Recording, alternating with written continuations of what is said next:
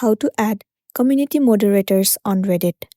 It's a very simple and a quick process, so let's get started. The very first thing you want to do is to head over to your application Reddit, enter your login credentials, and then log into your specific account. Once you have been logged in, it will land you on this homepage. Now click on this three horizontal line at the top left corner of the screen.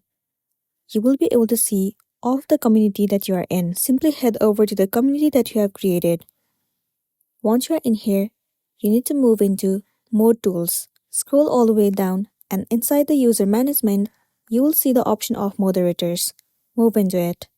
Right now, this community has only one moderators. In order to add another one, click on this plus icon at the top right corner.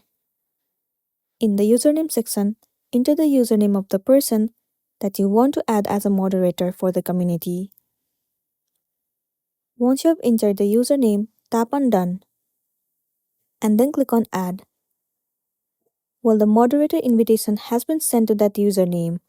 Now, whenever they accept the request, they will be the moderator for this community, and then you'll be good to go.